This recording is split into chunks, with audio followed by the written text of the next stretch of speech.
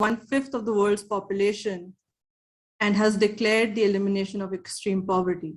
We see this as a historic event that should be a subject of study and understanding for all peace-loving and progressive people.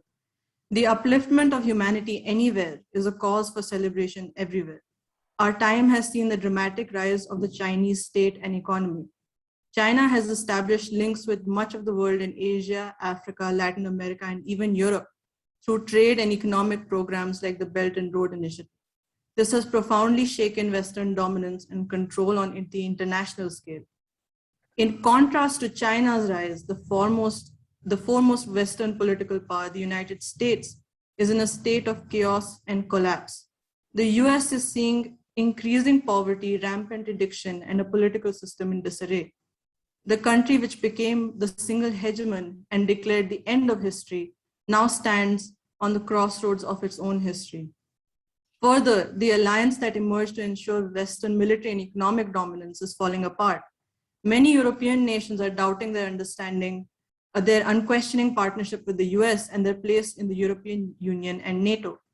The past 2 decades of continued war in Asia, from Afghanistan to Iraq to Syria, have all ended in defeat for the West. The domestic turmoil of the West coincides with their international retreat.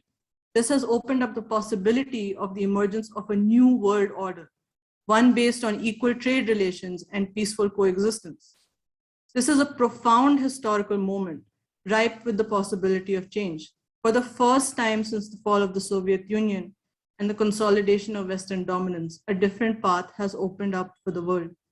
At the center of this moment is the rise of China, an Asian country.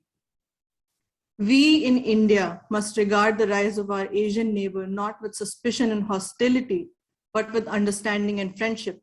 We are two great civilizations with ancient relations based on peace and mutual exchange. Buddhism is the greatest symbol of the profound link between these two civilizations. There is a long tradition of travelers and visitors who have gone between these two nations. Such names as Kashyap Matang, Dharmratna, Kumarji, Hyung Sang, Pahian are indicative of the arch of friendship between the two countries. Rabindranath Tagore revived these old memories of cultural exchange in his own visit to China and his interaction with Liang Qichao and Xu Zhimo. The natural progress of both India and China was interrupted when they were deindustrialized by the West, colonized or made into a semi-colony, and effectively ruled through a network of corrupt landlords and ruling elite. Both faced economic and cultural subjugation, domination and humiliation by Western powers.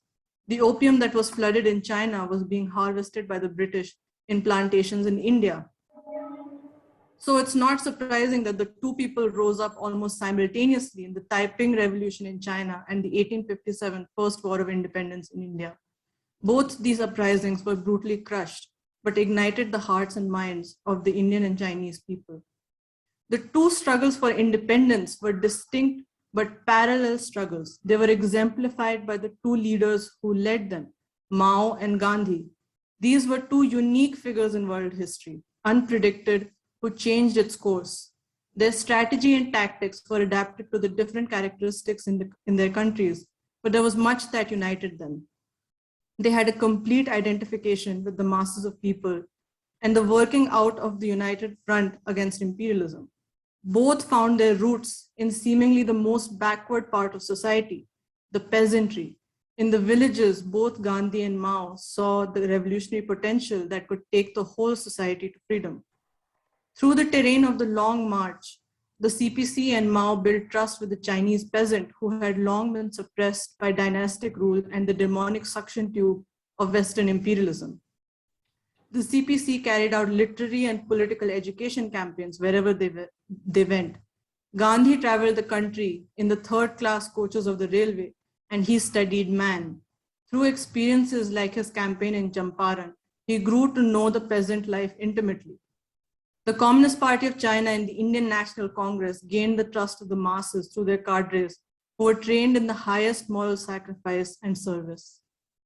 The Indian freedom struggle and Chinese revolution were both expressions of the striving of darker humanity to be free from Western economic and political domination and the factions of the native elite who lived off the suffering of the masses. These struggles led to the establishment of a people state in China and India. Though they chose different paths, both the Indian and Chinese revolutionaries were clear that it was in capturing the state and using it as an instrument of the upliftment of the people that the revolutionary process would be continued. Today, the state itself is under attack both from imperialist and neo-colonialist forces. The state has been won through great sacrifice and struggle of the people, and it is our only instrument of self-determination. The battle of ideas takes foremost place in such a situation as we struggle for a state of the whole people. This struggle needs peace and friendship between our two countries. This was enshrined in the Panchsheel Agreement, which stands still as a framework under which to conduct our relations. The 62 war was a big setback and retreat, but with China's changing leadership and changing role in the world, it is time that we put our past bitterness behind us. We in India must study the Chinese project and draw lessons for our own struggle to lift our people out of poverty. India and China, together with the rest of Asia and Africa, represent the future of mankind. 1/3 of the human population lives in these two nations, and both populations are primarily young. The weight of this must be understood in full. The potential of the youth in China has been developed and unleashed through poverty alleviation and education, and this must be the primary task for us in India. The young in these nations represent a huge reservoir of human potential that has the ability to transform and further science, art, and the human search for the truth. The potential of each individual is limitless and complex, and it is our moral imperative to be able to harness that for the upliftment of humanity. Further, it is not just the young, but the young basing themselves on the old and creatively building on it. It is the synthesis. It is this synthesis with the ancient that holds the key to the future. These old and mighty civilizations, if united, can guide the direction of humankind towards peace and progress with youthful vigor and energy. We congratulate our brothers in China on their historic accomplishments through the Communist Party of China in the past century. We call on all peace-loving Indians to join us in celebrating the centenary and in studying the experience of the Chinese struggle for freedom and our own freedom struggle. We call on the youth to take up the task of building peace in Asia and working towards a new Asia free from poverty and illiteracy. That is the mission statement in full. And I'd just like to say that we are organizing these events under a temporary committee for the friendship of Indian and Chinese people. And we have the support of the organizations I mentioned earlier. So the way today is going to be organized is I'm going to hand over the podium, I guess, to Emily, who will moderate the panel discussion, and then we'll have a short discussion. So over to you, Emily. Good morning from America, but I know good evening for those in India and perhaps good afternoon for Professor Jacques. Today, I will be moderating the panel for today, and I'll begin with some remarks. Asia today is rising, and amidst the most serious crisis the West has seen, Asia's rise opens up the new and serious possibility of reconfiguring India and China's relationship, but also the whole world. It is this topic that we will discuss today. The collapse of the West may be best seen from within. Speaking from the United States, its collapse is severe, clear, and jarring. Currently, in the richest country in the world, an extraordinary amount of people still remain poor, homeless, and they struggle to find stable employment and a decent means of living. The poverty rate has not decreased significantly in years, but actually has increased. And the median household income has actually decreased. But the most stark sign of the West's collapse is the psychological and spiritual state of the people you see around you every single day. The masses of American people, especially the youth, are anxious, pessimistic, and depressed. Young people in particular feel they have no future. And in cities across the United States today, gun violence has increased by 30% over the past year. Rates of suicide, drug overdoses, and alcohol-related illnesses now termed deaths of despair, have increased so much that for the first time, the average life expectancy of a white American has lowered. I say this to say that American hegemony has not only prevented age-old neighbors from dictating their own relationships with each other, it has not only meddled in the rights of sovereign states to determine their own destinies, but it has also devastatingly denied its own people from having a voice in their government and living a life with dignity. In another moment of great crisis for the West, the aftermath of World War II, Song Qing-ling, wife of Sun Yat-sen and honorary chairwoman of the People's Republic of China, visited India and other Asian countries in 1955. With Europe in ruins after the war and unable to save its world system based on colonialism and slavery, darker peoples around the world struggled for and won independence. Amidst this crisis of the West, Song Qing-ling declared the possibility of a new dawn of peace, not just in Asia, but for humanity. With India and China 960 million people strong back then, of great importance. Quote, China and India, two great Asian powers, have by their actions as independent nations asserted the will of new Asia, rising out of bondage and backwardness. Since this will is the decisive factor in all Asian matters, since it must be taken into account in all world matters, what China and India think and do are bound to be of special importance, end quote.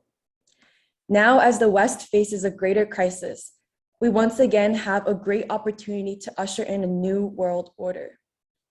Just as Song Qing-ling said in 1955, India and China are significant still in determining a new dawn for Asia and the whole world, as the West falls and Asia rises. Quoting Nehru in his 2014 visit to India, Xi Jinping expressed the same. Quote, when India and China come together, it will be a big event for Asia and even the world. As the two largest countries in Asia, China and India have on our shoulders the historic responsibility and the mandate of the times to maintain peace and stability in Asia and achieve its prosperity and rejuvenation. China and India have a combined population of over 2.5 billion. If we speak with one voice, the whole world will listen. And if we join hands, the whole world will pay attention, end quote. To fulfill this new dawn, we must first understand imperialism's lasting role in Asia, in stoking war and dividing natural friends, but also in colonizing the minds of Asians to see your own people and your own neighbor as the West does. The West is no longer at the center and cannot be, even for its own people. Our question now is, when will the people of India and China be ready to determine our own futures unmediated by the West and usher in a new, more just world order? The West will no longer be able to exist the way it has, and very soon, the people in the West will actually soon need Asia and Africa to help them join humanity's march forward. I would now like to introduce our panel today called Brink of a New World System, Collapse of the West and Rise of Asia, well, Rise of China, which will be integral in understanding both the current crisis of the West and what it means for the path forward for India and China together. I'm very honored and pleased to introduce our two esteemed panelists. Martin Jacques is a renowned scholar and author who has written and spoken widely about the rise of China, the Communist Party of China, and the possibility of a new world order, including his seminal book, When China Rules the World. Jacques is also a visiting professor at Tsinghua University in Beijing and Fudan University in Shanghai. Sudheendra Kulkarni is a journalist and former advisor to the former Prime Minister of India, Atal Bihari Vajpayee. He is the founder and chairman of the Forum of a New South Asia, and he has written and spoken on China, the Communist Party of China, and India-China friendship. And so I would like to first now introduce Martin Jacques to begin our very exciting discussion today. Thank you. Thank you very much, Emily, for those interesting words of introduction and your kind words about me. I hope I deserve them. I want to say first and foremost, it's a great honor for me to be invited to speak at this discussion. I can't think of a more important question, strategically speaking, than the future of the relationship between China and India. As you know, and as Emily's just explained, I've spent probably more than the last 20 years deeply immersed in trying to understand China and its rise and its likely impact on the world. But I also want to add a personal note when speaking about the relationship between India and China. More or less at the time when my interest just began to germinate on China, I met my wife to be, Harinder Varia, who was an Indian Malaysian, and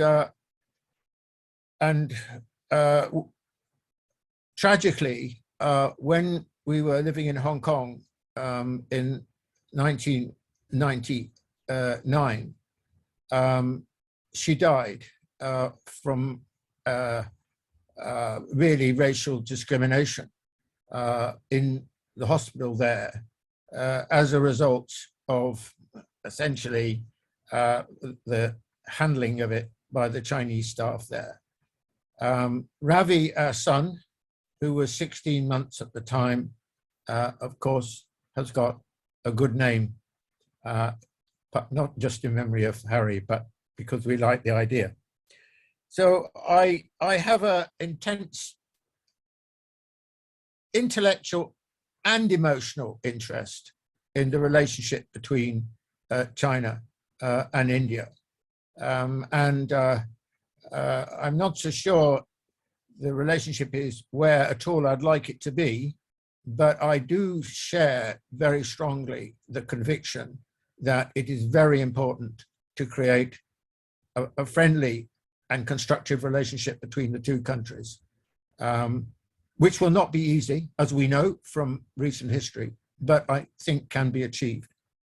But first of all, I want to speak about China's rise, or rather, first of all, let me talk about the crisis in the West. I mean, I think that if you stand back a little bit from the sort of turbulence of current events, it's clear that things have really moved with remarkable speed over the last 2 decades. I mean, if you go to the back of the 90s, the United States was still riding very high. It was the era of globalization is synonymous with westernization. It was the unipolar era, the unipolar moment in terms of America's position in the global order. And yet over the last 20 years, things have changed with remarkable speed. If you look at the United States today, and also Europe for that matter, compared with what it was 20 years ago, then it's evident, not just diplomatically or politically, but also economically, that it's nowhere compared with what it was 20 years ago. Now, I think the two most important symbols of this transformation, not just symbols, but catalysts of this situation, expressions and catalysts of this situation, were firstly the 2008 financial crisis. We'll all remember that the mood in the West at that time was, China's rise is unsustainable because of its political system, and China at some point, sooner or later, is going to have a dirty, great, big economic crisis. That was, the idea of the twin crises, coming crises of China's were fundamental to most Western thinking at the time. But in fact, in 2008, we saw exactly the opposite. And the opposite was, the biggest financial crisis since 1931, not happening in China, but happening in the United States. And I think it's fair to say that it not only shook the confidence of the United States in its position in the world, but also it changed the view of the world towards the United States, that something was amiss and that it presaged more serious times to come in the position of the United States. Now, of course, the crisis was so important that the effects, the longer term ramifications, that ricocheted over the next period of 8 to 10 years. And with the election of Trump in 2016, it became clear that what had been an economic crisis in 2008, by this time, and we can find the same symptoms in Europe, had become a political crisis as well, with the election of a president who, in fact, was pretty hostile to the idea of the post-war order and United States' relationship to it.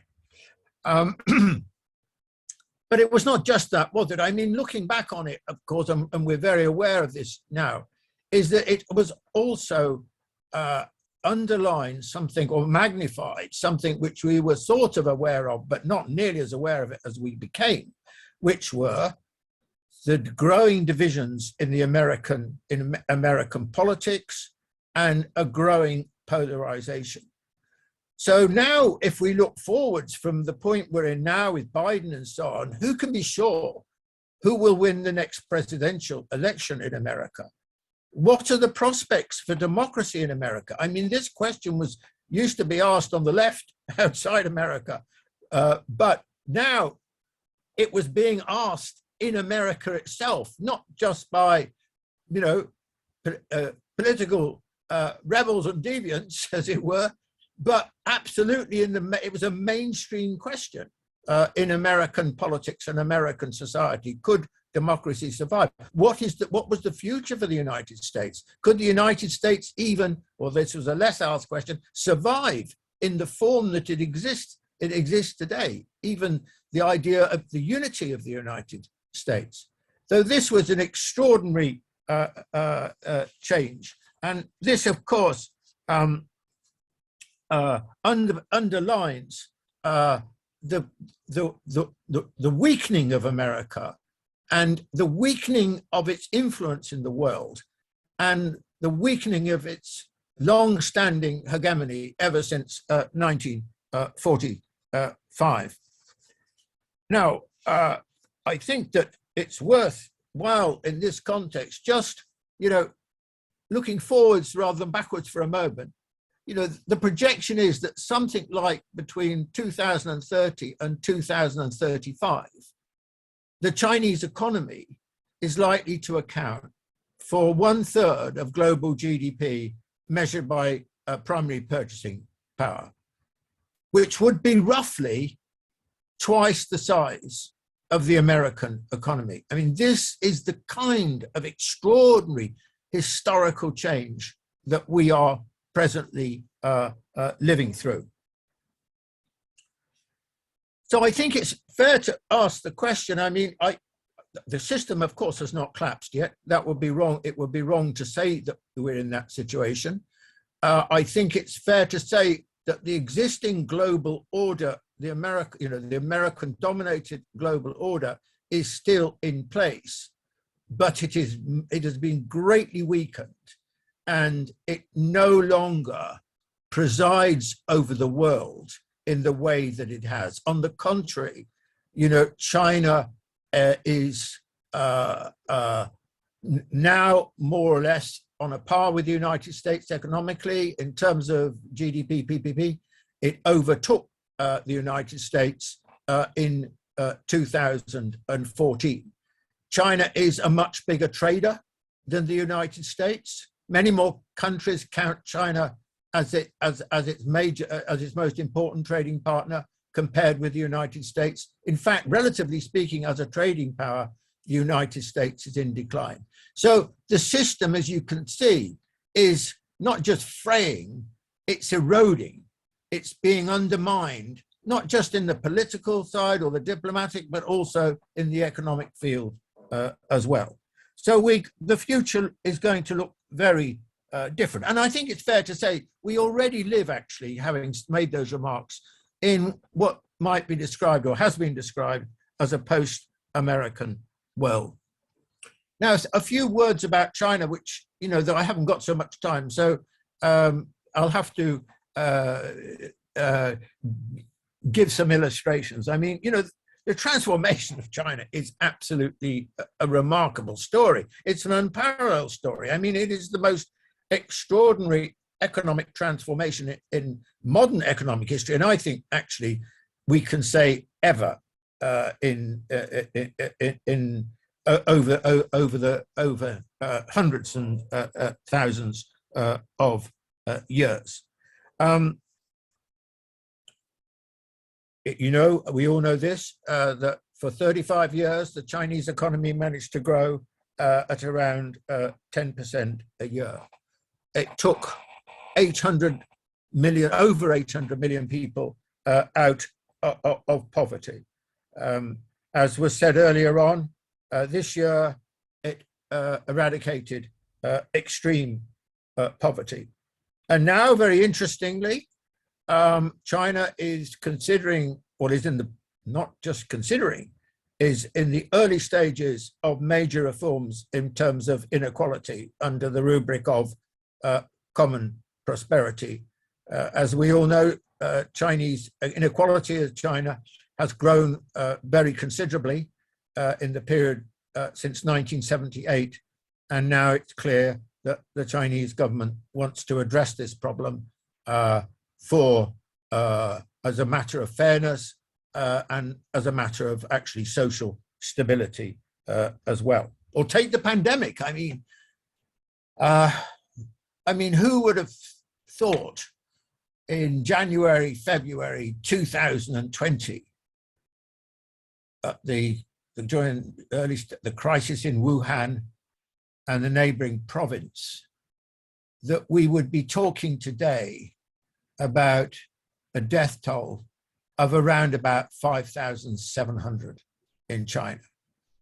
Compare that with the United States. I can't remember what the latest figures are for the United States, but something like 750,000 or approaching 750,000 people. And this displayed the sheer strength of Chinese governance and also the resilience and solidarity and cohesion of Chinese society. Or take the question of vaccination. I don't know what the latest figures are. I think it's about 2.3 billion vaccines have been administered in China. And for every 2 vaccines in China, 1 vaccine has been sent to the developing world.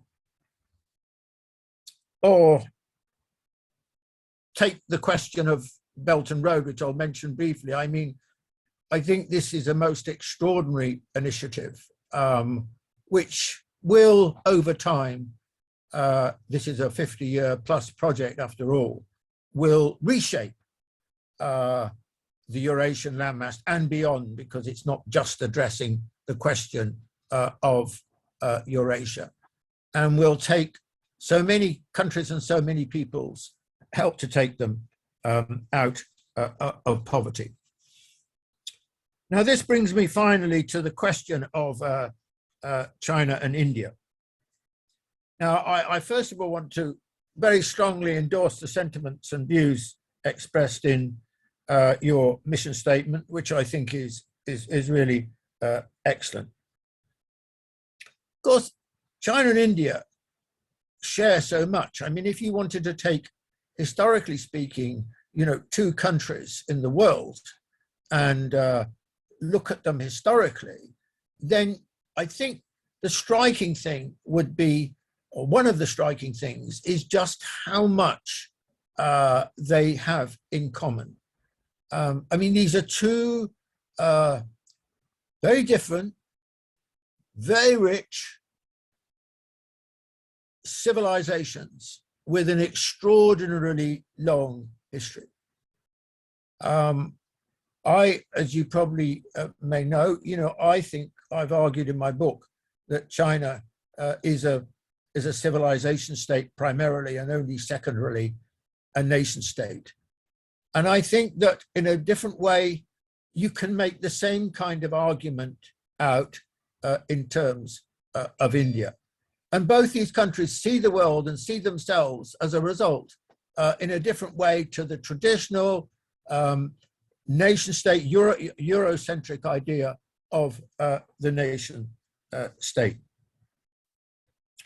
And of course, although separated by a huge natural barrier, the Himalayas, I mean, there has been much interaction over a very long historical period between China and India, of which the most famous, I suppose, as the mission statement points out, is the arrival from India of Buddhism in China, which remains very present and influential to this day. Or speaking more contemporaneously, their post-war histories are also, very interestingly rather parallel. I mean, not before we get to post-war, the 2 centuries beforehand, their experience of colonialism. I mean, although it was different, it was of exactly the same, as it were, ilk or genre.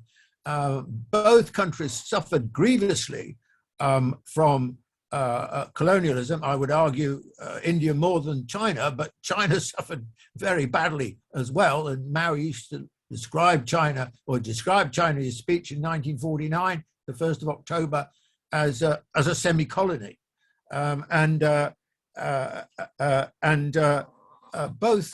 Both countries, India, I think, more than China, if I remember correctly from the statistics, actually barely experienced any growth for a very long historical period, and China, not much. Then after the Second World War, of course, which was a great moment for both China and India, India gains independence in 1947. China has the revolution in 1949 and brings to an end the forms of colonialism that it had suffered under, starting with the British, and then, of course, many other countries were involved in the colonial exploitation of China. And then, moving on, both countries have made, great progress since that time, since independence. Until 1978, China and India were more or less on a par. I mean, they were growing in that period, about 5% a year, something like that. Of course, it's 1978. China's leapt ahead since the reform period, and so it's much bigger than India. But maybe in the future, I think certainly in the future, India will begin, probably is beginning to close that gap. Now, of course, China and India are also very different. I mean, you can't go to India and go to China without being struck by the extraordinary differences. The cultures are very different. The relationship between state and society is very different. I mean, China's very much a state-centric society. India definitely isn't like that. But I don't think that these kind of factors should be a source or a reason for difference or division, but on the contrary, should be the reason for curiosity, for sharing, for mutual learning and respect.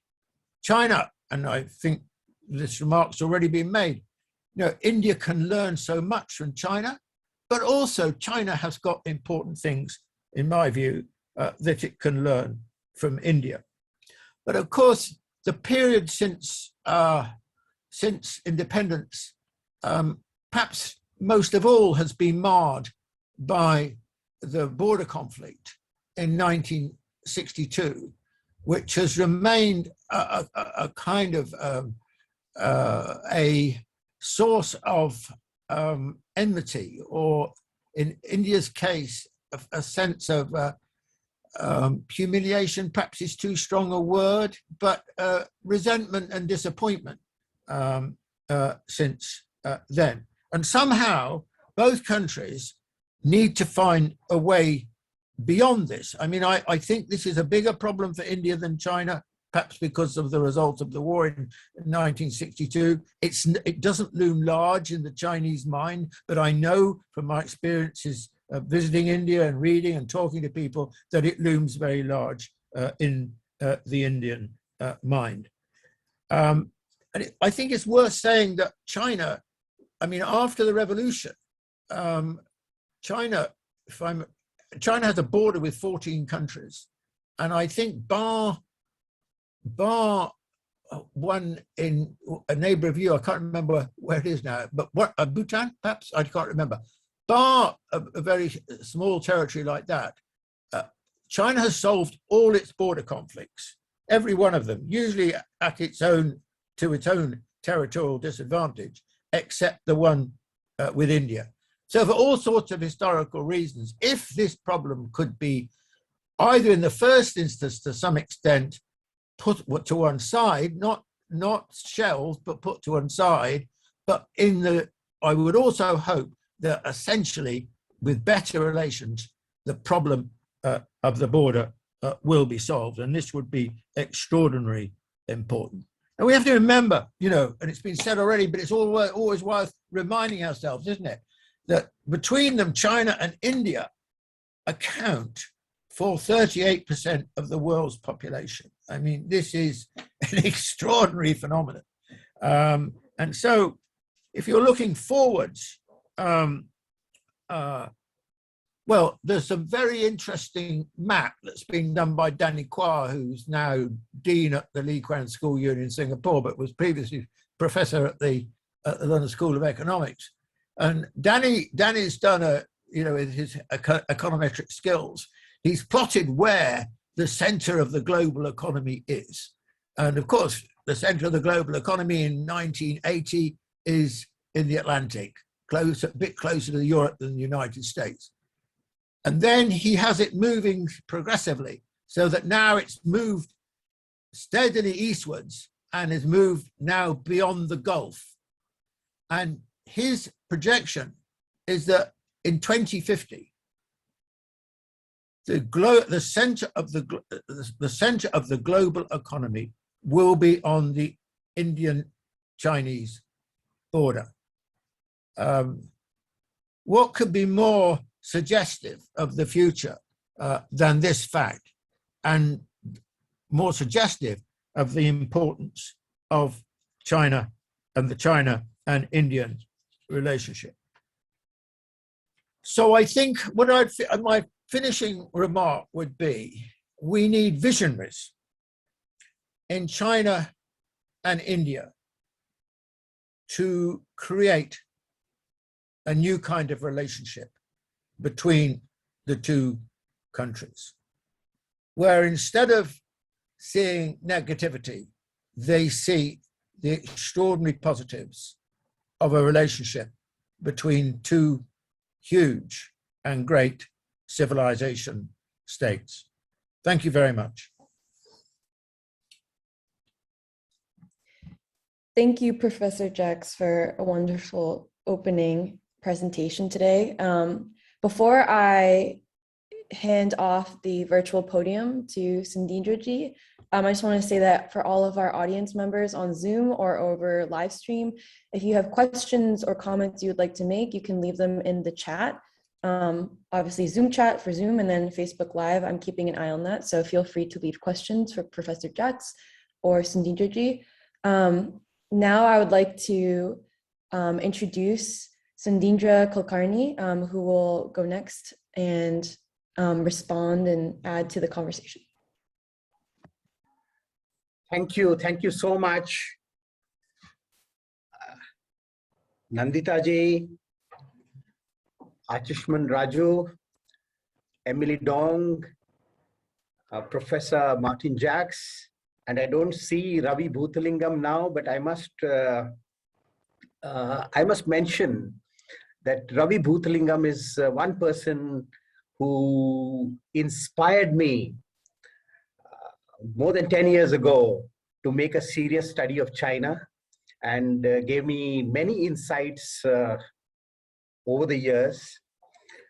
It's wonderful to be part of this discussion. And I want to thank the organizers for making a very thoughtful mission statement. That mission statement read so well, and it expressed all the concerns, as well as a certain commitment to promote India-China friendship and cooperation to transform the world. And Nandita ji made a very, very important statement that the uplift of any country, anywhere in the world, is a cause of celebration everywhere. And we are here to celebrate the accomplishments of China, our great civilizational neighbor, in its long civilizational journey of 5,000 years, but especially in the last 100 years since the formation of the Communist Party of China, and more particularly in the last 40 years since the reforms and opening up began.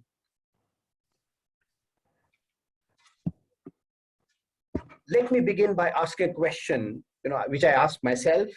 Is China our enemy or friend?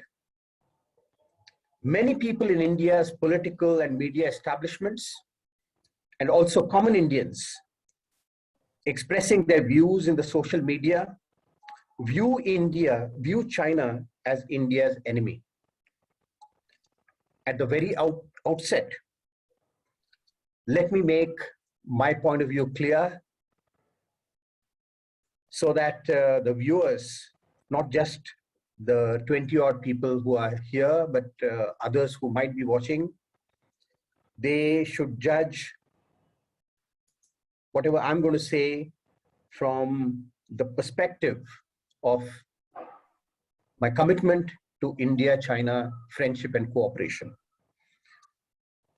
My view is inspired by the wise words of Mahatma Gandhi, who wrote a letter to a Chinese leader in 1942, and he said, I quote, "As a friend of China, I long for the day when a free India and a free China will cooperate together in friendship and brotherhood for their own good and for the good of Asia and the world."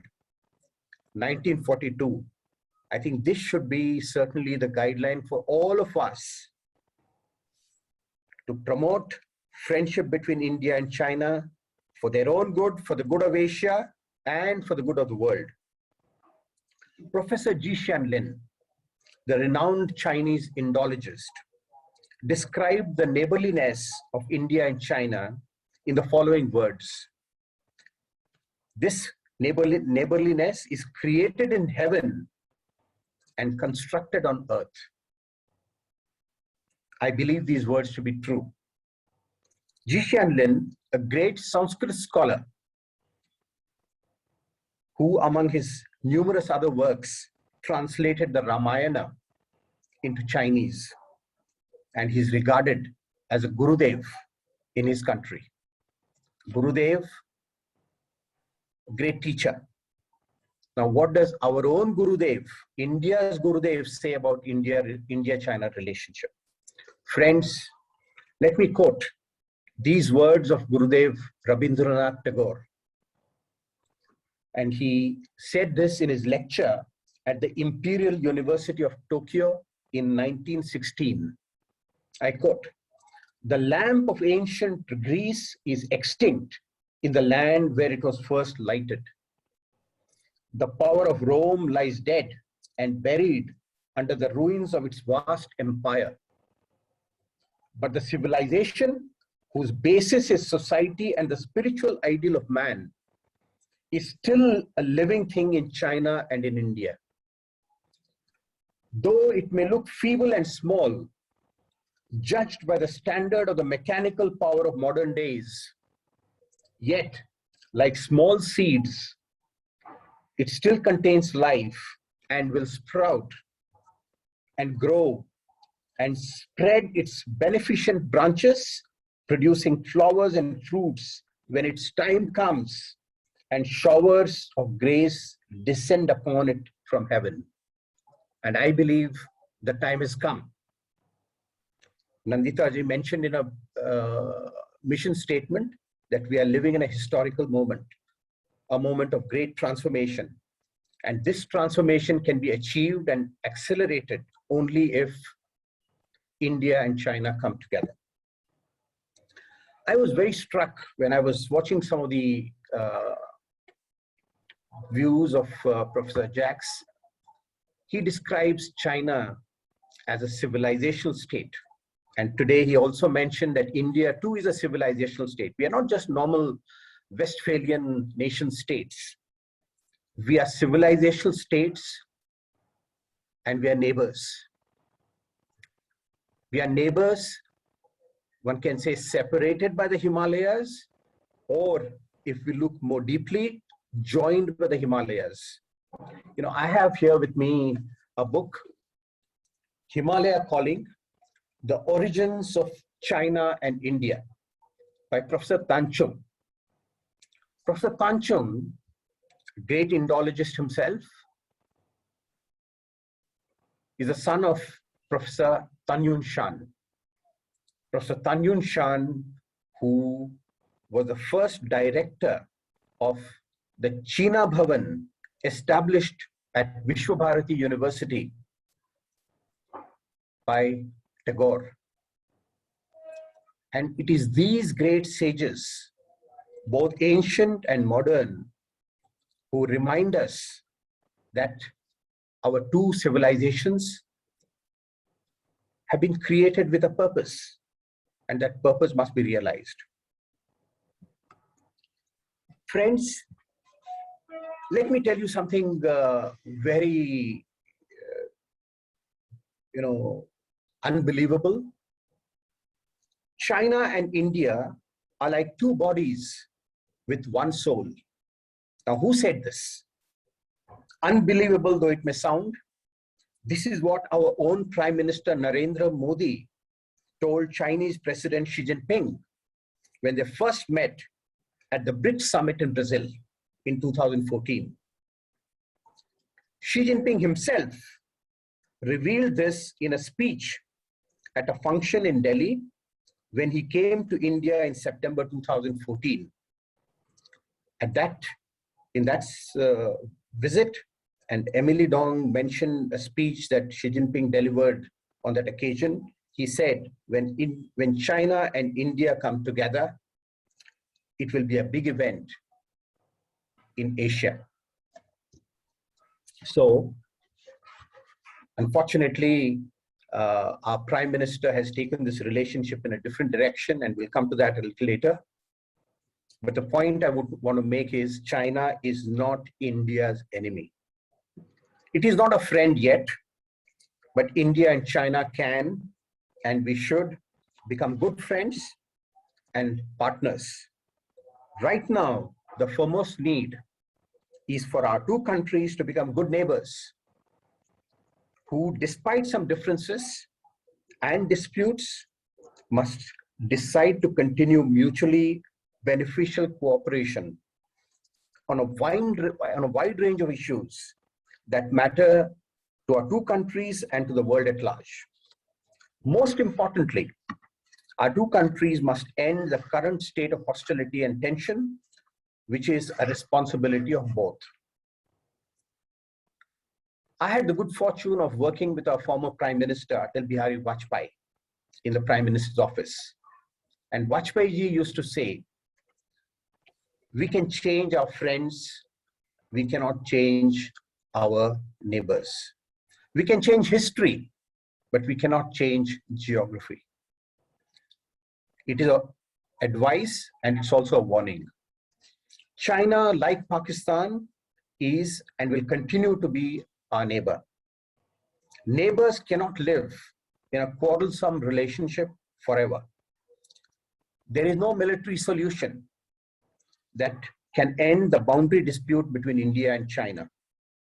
Of course, it cannot end the dispute even between India and Pakistan.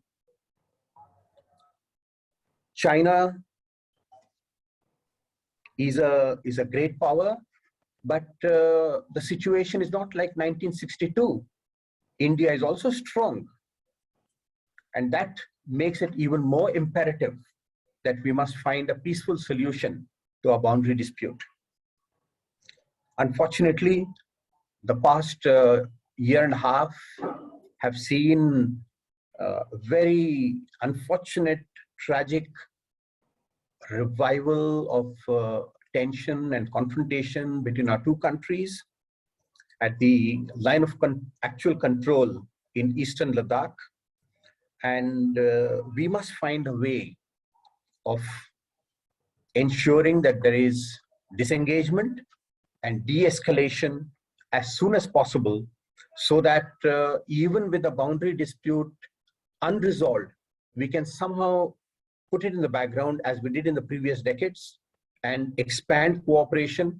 With cooperation will come more trust, and with more trust, a time will come when we can resolve even the boundary dispute itself to mutual satisfaction.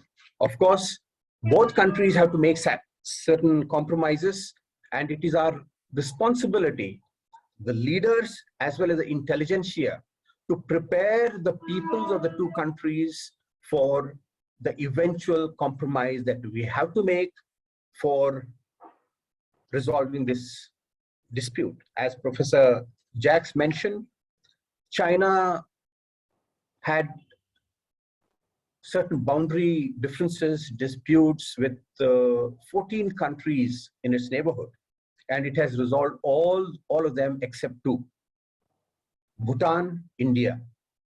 And even these can be resolved if there is trust. And for trust, we must have dialogue. And it is programs like this today that contribute in their own small measure to the dialogue, and dialogue leading to understanding, understanding leading to trust. Sadly, friends, the level of dialogue between our two countries is very low, very disappointing, especially among politicians. India's politicians, they just don't pay proper attention to China, even though China is our largest neighbor. They don't make an effort to understand our neighbor in all its dimensions. And to make matters worse, the Indian politicians, Indian public also is greatly influenced by the propaganda about China that is coming from the West. And anyone who is familiar with the way the Indian media looks at China would bear this out. Every time there is any reference to China, it is negative. Now, it is therefore an added responsibility of people like us to change the thinking of the Indian people, Indian politicians. Yesterday, just yesterday, friends, I was with a very senior leader of a very important political party in India. And I mentioned to him that we cannot live with this atmosphere of tension and suspicion between India and China. And people like you must take a certain stand. And for this, we must begin to know China better. So he said, what should we do? He said, why don't we in Mumbai create a center for promoting India-China understanding? So, and I mentioned to him that this should go beyond economic cooperation or strategic issues. It should go deep into the spiritual connectedness between our two countries. Now, he was not fully satisfied, but at least we came to the conclusion that yes, we should do this. I think that these are the efforts that need to be intensified in India for creating better understanding about China in India. Many people in India do not know or do not want to acknowledge that we simply cannot ignore China. It's not just our largest neighbor. Today, it's also the largest trading partner. In the last 1.5 years, there was a strident call for boycott of Chinese goods. But despite this boycott call by people who are associated with the ruling party, the fact is that last year, after the unfortunate incident in Galwan Valley, last year, in the first half of last year, the bilateral trade grew by 62%. It just goes to show that there is just no way we can ignore China. Of course, China is not a perfect country. There are many deficiencies, many shortcomings, which we should not gloss over.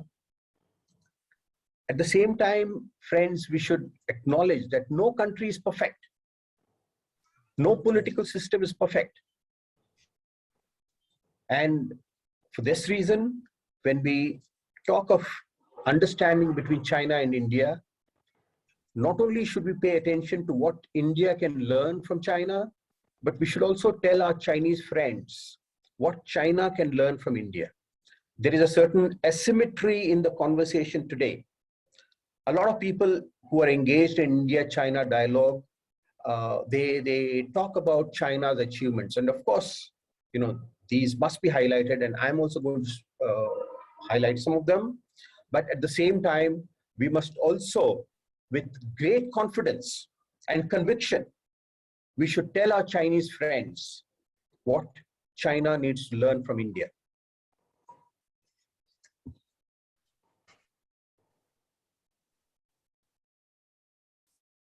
Friends, the historical moment that Nandita ji mentioned, it also comes from a certain realization that in the 21st century, are two great nations that are simultaneously rising. Of course, China is rising faster and it's far ahead of India, but our two countries that are rising have a responsibility towards the world. In the 18th, 19th, and 20th centuries, early 20th centuries, countries in Western Europe chose the path of rivalry, which led to two horrific world wars. Should India and China emulate the destructive example in the 21st century? Or should we, as inheritors of the wisdom of the two great Asian civilizations that evolved on both sides of the Himalayas, with Buddhism as a common bond between us, should we not set a new example of constructive partnership for the good of our own good as well as the rest of the world? The answer is obvious. Therefore, it has become absolutely critical that we build India-China relations on proper lines, strictly on the principles of equality, independence, interdependence, mutual respect for national interests and the interests of humanity. Friends, we are having this dialogue in the context of the 100 years of the founding of the Communist Party of China.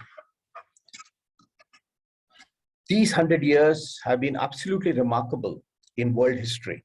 There is absolutely no precedent parallel of any country that has transformed itself so much in such a short time to set an example in some ways to the rest of the world. And this transformation is taking place at a time when the West is declining, and some of the earlier speakers mentioned not just declining, but collapse. I don't know whether we are anywhere close to that moment, but it just goes to underline the fact that our world is today on the brink of a major transformation. Asia is rising, The rest of the world is also rising at its own pace, but the West is declining. In my view, this contrast should not be celebrated. It should make us introspect. And this transformation should not lead to any kind of confrontation between China and the United States.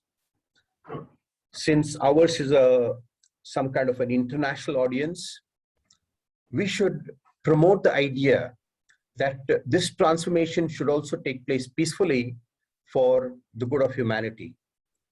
Otherwise, any confrontation between these two, one declining superpower, one rising superpower, will be catastrophic for the world.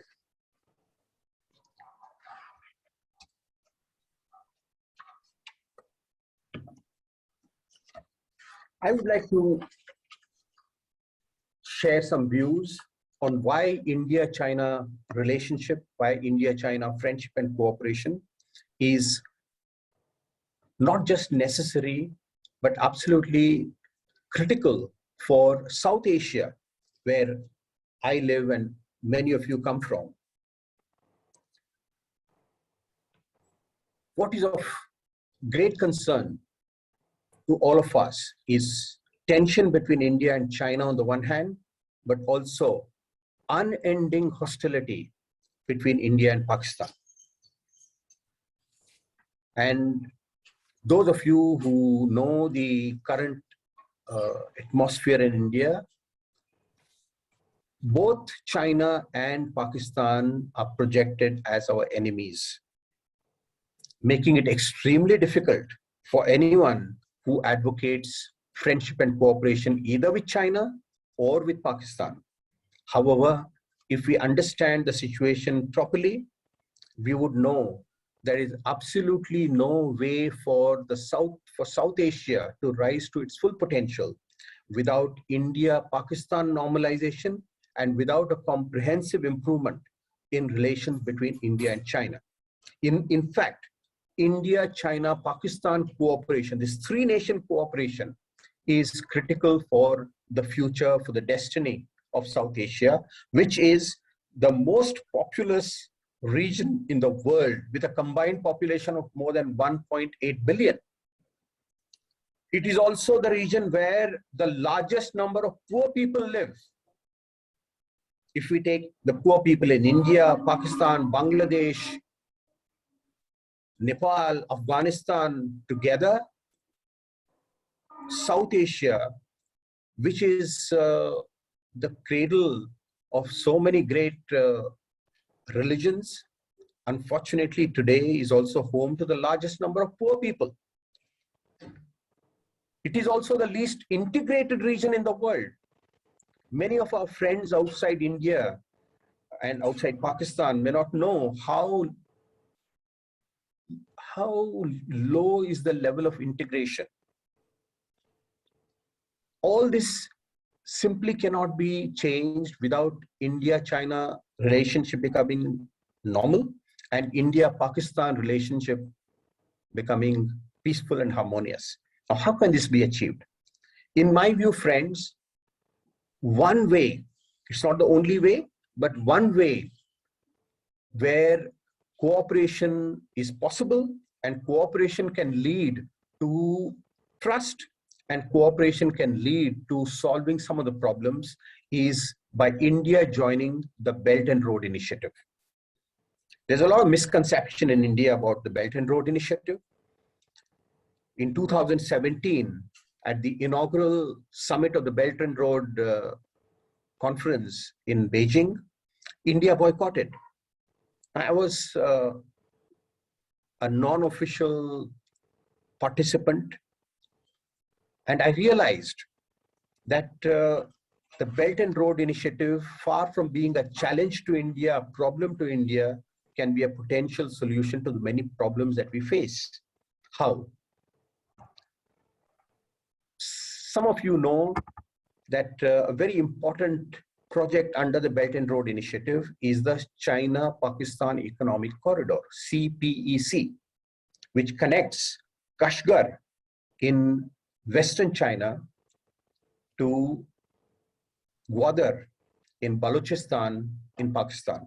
3,000 kilometers of a network of highways, railways, energy networks, and other projects. It's certainly going to change Pakistan's economy, Pakistan's development very positively. It's already happening. I've seen it. Now, India views this project with great suspicion and actually sees this as yet another example of how China and Pakistan are somehow ganging up against India and threatening our security and our territorial integrity. This is based on wrong understanding of the Belt and Road Initiative and also a wrong understanding of our own geography.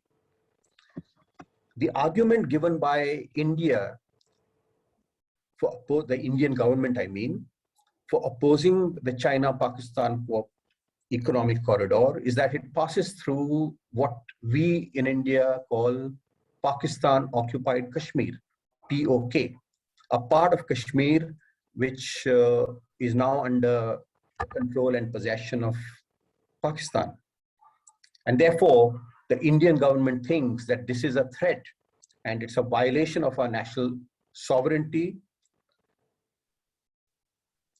This argument is hollow because there is no way whatsoever that the part of Kashmir that is with Pakistan today can ever become part of India.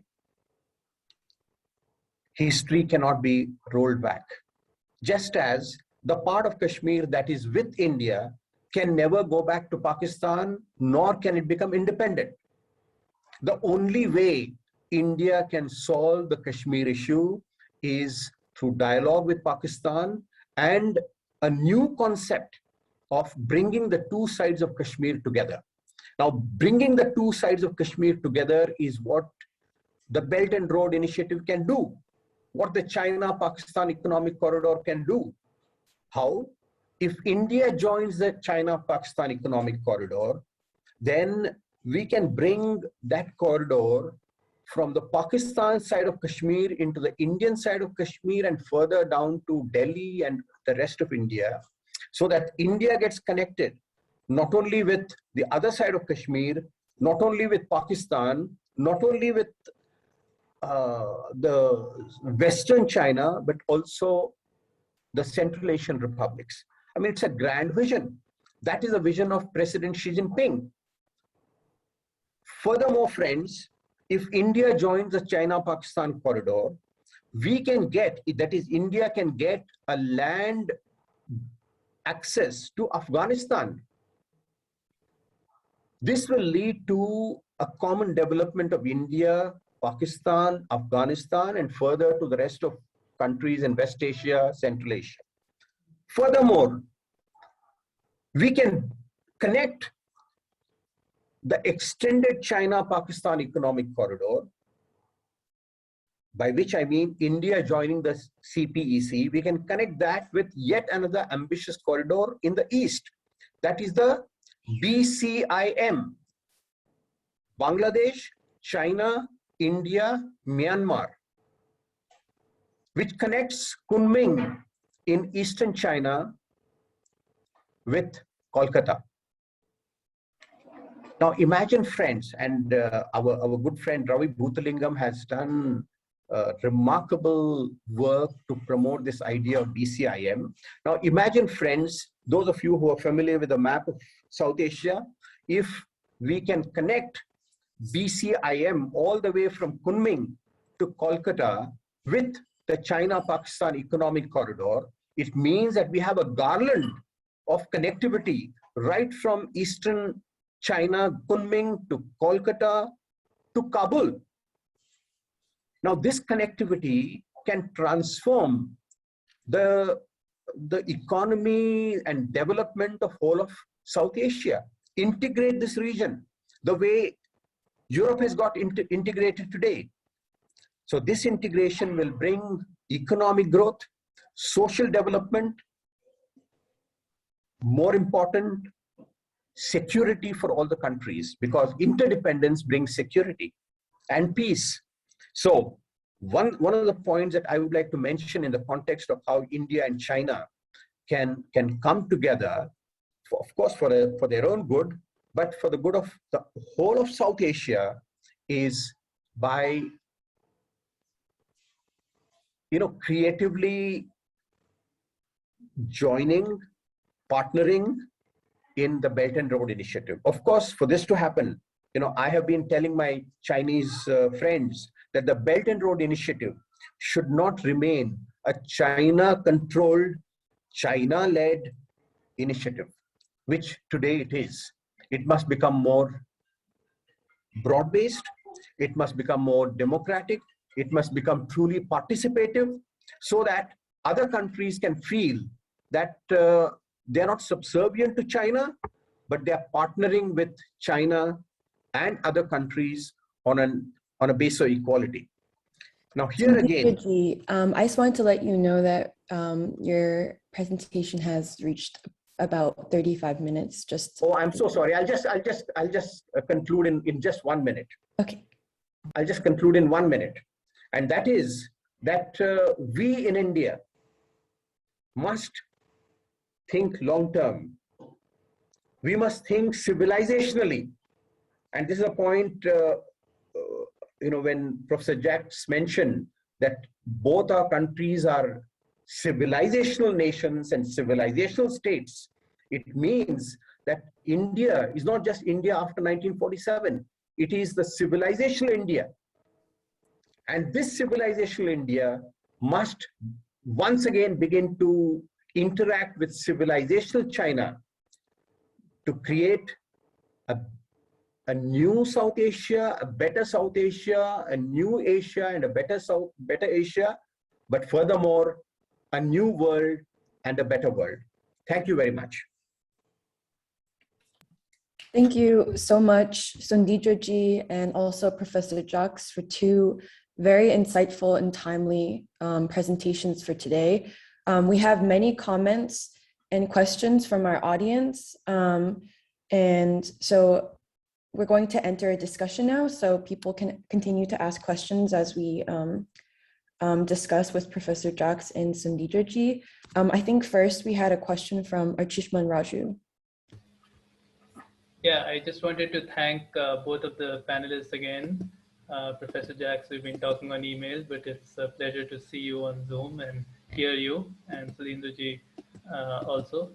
And I wanted to bring in, because many people, even while organizing these events, this question has been raised of why bring in the West when you're talking about India and China. And I think that it is essential to talk about the role of the West in hampering friendly and cooperative relations between India and China. And actually this term, the collapse of the West, we took from this book by W.E.B. Du Bois called The World and Africa. His first chapter is titled The Collapse of Europe, which is being written in the Second World War, at the end of the Second World War. And we wanted to make that kind of a comparison, as Professor Jacques pointed out, with this drastic change from people, from being the end of history to suddenly a very different time period that we are living in, a moment of flux. So this is what we wanted to convey. But I just wanted to ask what both of the panelists, what they see as the role of the West and the future of the West, and of course, both in terms of things like the AUKUS and recent comments on Taiwan. Whether they see, I guess I'll just stop it there. What they see as the role of the West in this relationship, but also in the future with regard to China.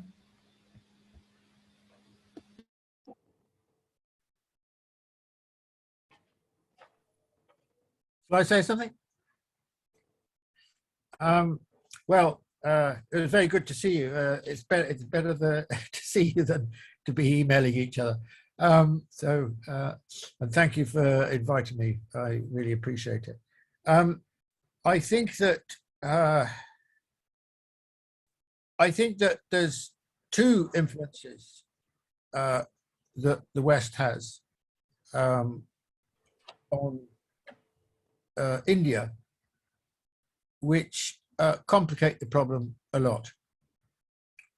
I think the first is that I think that British colonialism was much more damaging for India than the multiple forms of colonial repression that China experienced.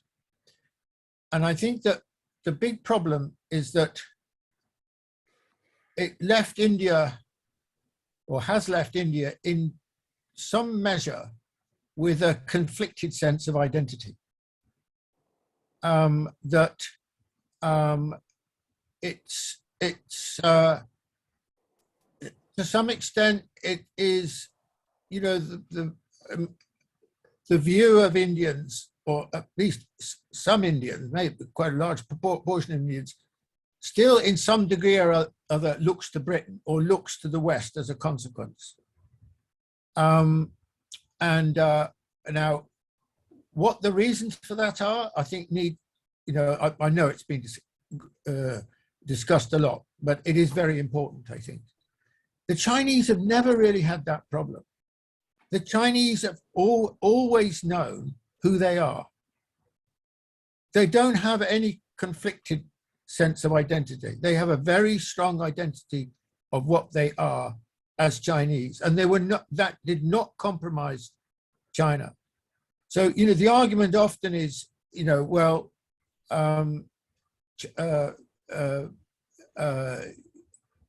India can benefit from its relationship with the West more than China can benefit, and so on. I don't think this is true. I think the fact that the Chinese have a very strong sense of themselves and a very independent cultural identity is a real strength in China.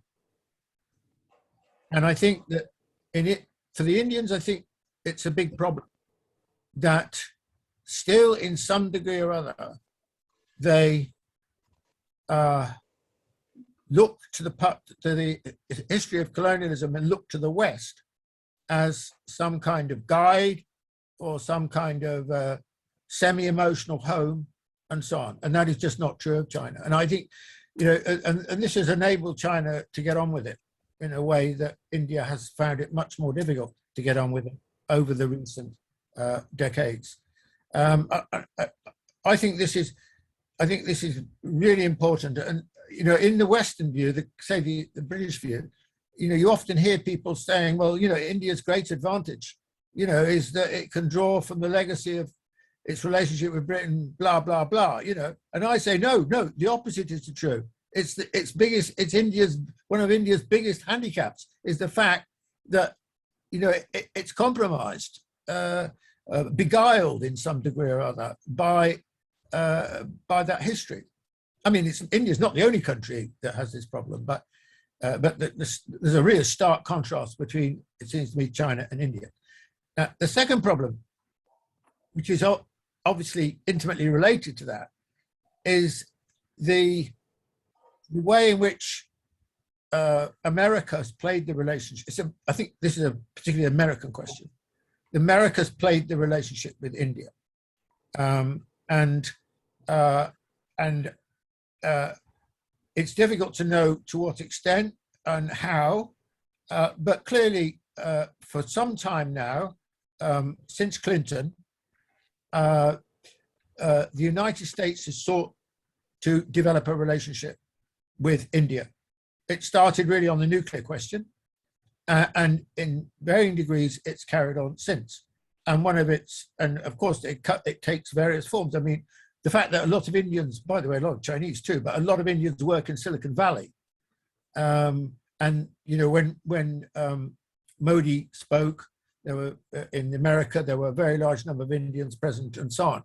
And I think that a lot of, so I think there's an element of seduction and an element of attraction, you know, possibility in the relationship between China and between India and the United States. And the most recent expression in a more pronounced form, of course, is India joining the Quad with the US Australia and Japan. And I think that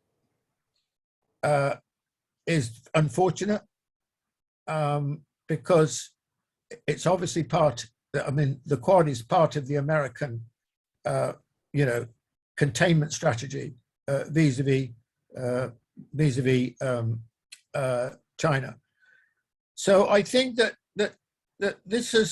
these things have made it, have sort of drawn India closer in a way that in a much earlier period of history, the non-alignment period and so on, when India was strongly neutral, and if anything, in certain respects, leaned towards the Soviet Union.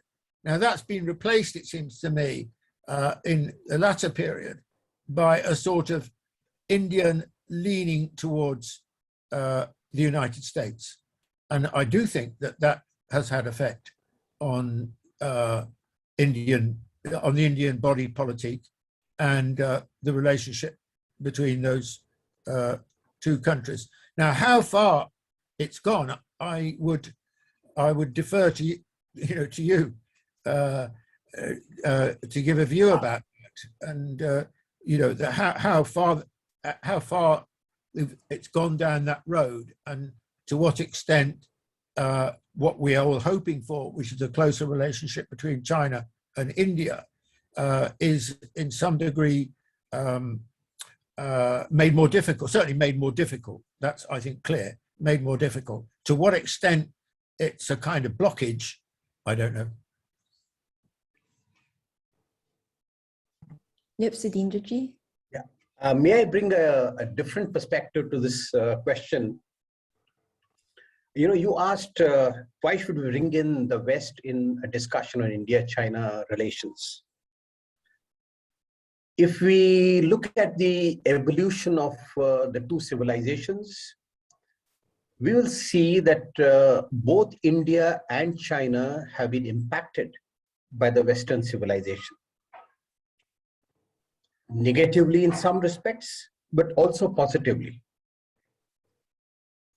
We are not immune to how the West has influenced us, even though the West colonized us and subjugated us in the previous centuries. But human history does not proceed in a linear way, and therefore, even though we are against Western domination, economic, political, military domination, and must strive for an equitable world, we should not be blind to the positive side of the Western civilization. No civilization is perfect. No civilization is superior.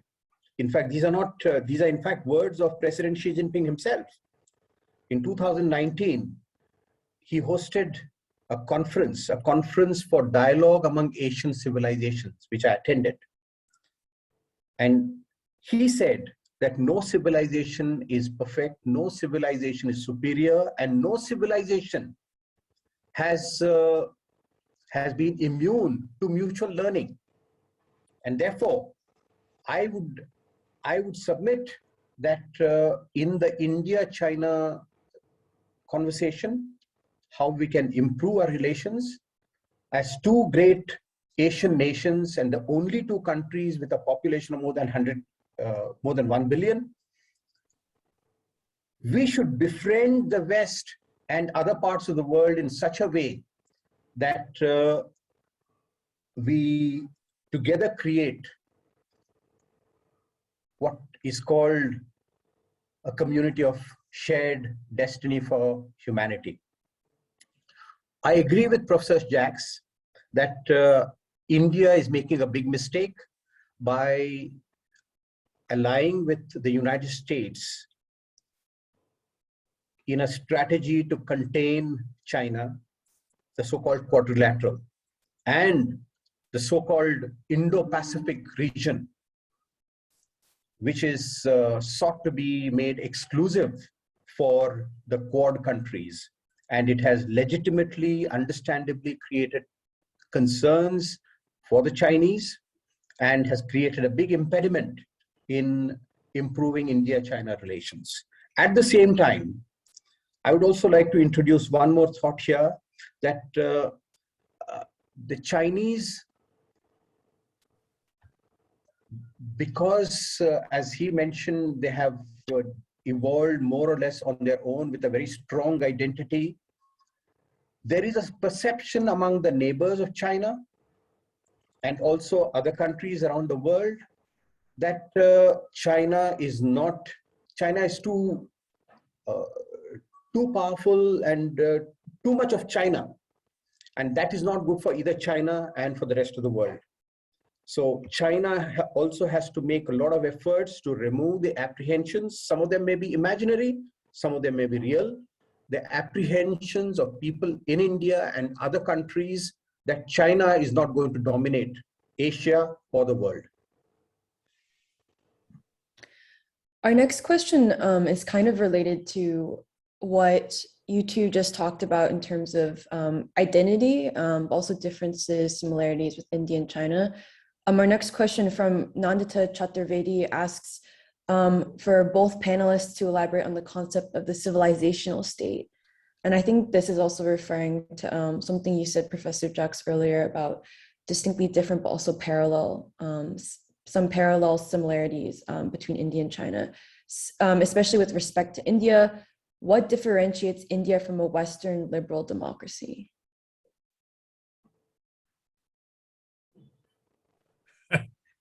This is a difficult question. Well, I'm going to say a few words about it, and I'm going to hope that in the big holes I leave, Sudheendra can sort me out. I think that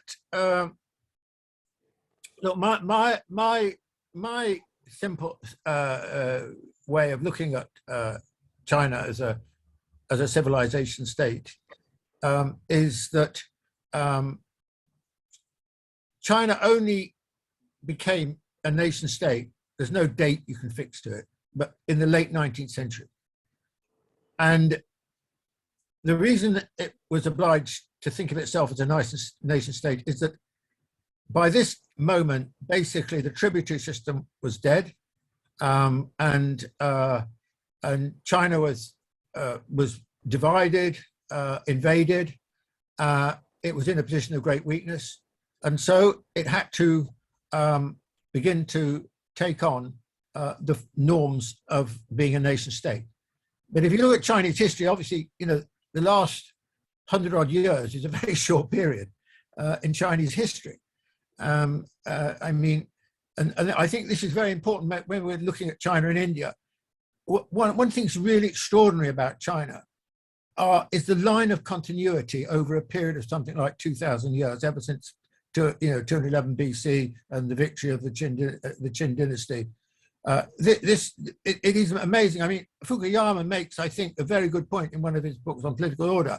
He says that there is no country in the world that displays the same continuity regarding its governance as China, and that is, I think, absolutely true. That if you look at the continuity runs through the imperial dynasties to present-day China, and so present Chinese governance is absolutely recognizable through this historical prism. And so the fact that China's been a nation state for the last 100-odd years is a relative, it's the sort of, it's the upper soil of the ecology, if you like. The many layers that have formed China are civilizational. And so if you want to look at, what do we think defines being Chinese as? Well, let's think about it. Obviously, Confucian values are very important. Very distinctive relationship between the state and society. That's why India could never have that same relationship, by the way, because it goes back, it's so deeply buried in history. So it's not that India can't learn things, and I think it should learn certain things from from the Chinese state. It can never be the same. I mean, it would just be defying the historical tradition and continuity. Very distinctive notion of the family. The importance of Guanxi as a way in which for the norms and values of society and the way society is structured. I mean, for that matter, language, I mean, the fact that China enjoys well, it has many languages, but with a common written script for a very, very long period of time. Chinese food, chopsticks. I mean, all these things are very, very important to being Chinese, and they're very old. And they are much more important. The legacy of this is much more important, in my view, than the period of being a nation state. So the two exist in alongside each other, with one, I think, primary and the other secondary. And sometimes they exist in some form of conflict. So, if you see a language conflict in China, for example, in Mongolia, about education and so on, I think that's still, those kind of questions in China in a contemporary way are being fought out between the civilizational values and the nation state values. One other thing to add to this is that really what produced, the most important expression of the nation state mentality in China is the emphasis on sovereignty, which is a consequence of the century of humiliation. That is really the most important single thing which defines this, is important in terms of China's sense of being a nation state. I can't remember, I got so carried away there that I can't remember what else I was supposed to say, but I'm sure someone's going to rescue me here. I mean, it seems to me that India is very different, but I'd like to hear Sudheendra's points about this, because maybe we can go into a bit of a dialogue about it. Briefly, of course. Emily. Yep, Sudheendra ji, feel free to also come in here. The question was, what differentiates India from a Western liberal democracy? Yeah, it's a good question. But I would like to make a few comments on how India and China are both civilizational states, but different kinds of civilizational states, and why we have to show a certain example of going beyond the era of Westphalian nation states. Because we are today nation states, let's admit, of a Western kind. Today, all countries in the world, all non-Western countries in the world, including China and India, are nation states of a Western kind, of a Westphalian kind. Now, this was in some way imposed on us. We did not consciously choose this because we were not free to choose our destinies at that time. But with the decline of the West and with the rise of Asia, with the rise of China and India, in the coming decades and coming centuries, especially because of globalization, the nature of the nation state is going to change, and both India and China can and should make a great contribution to transforming the concept of a nation state, which is more cooperative, more inclusive, less exclusive. Now here, I would like to submit that in one way in which we are different from China is that we are more assimilative. And this is our strength. We are more diverse. This is our strength. Professor Jacques mentioned language. There is a certain linguistic uniformity in China. But look at India. We are a nation of dozens of languages. And yet, we are one. We have far greater religious diversity in India than in China. I know I'm not saying this in a sense of being superior, not at all. We are different. And we want to, we can only be different and we can only evolve in this manner with our diversity contributing to our unity. It's not easy, and we all know the kind of problems that we are facing today. But if we dig deep into our civilization, it teaches us to respect all influences, all religions, all faiths, all cultures, and assimilate them into a harmonious entity. And in this sense, as the world comes together, I think India can make a very unique contribution to the rest of the world to live with diversity and yet move in the direction of unity. Now, there's a question of liberal democracy. Now, even democracy is something that we have in the way it operates in India now, as a parliamentary democracy, is something new. It did not exist before. That does not mean that democratic traditions, democratic customs, ethos did not exist in India. Now, India therefore has to make our democracy more mature, more truly democratic by reforming our systems, our institutions with the wisdom of the past, which we haven't done adequately so far. There is too much of influence of the Western institutions on us yet, but we have to move.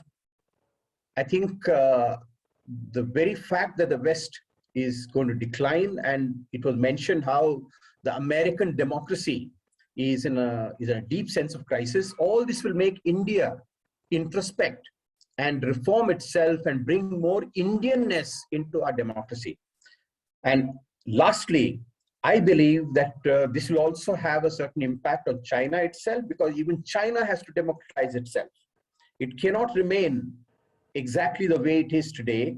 And I want to go back to this talk that Ravi Bhutalingam gave at the Observer Research Foundation 10 years ago, and I would like to share it with all of you later.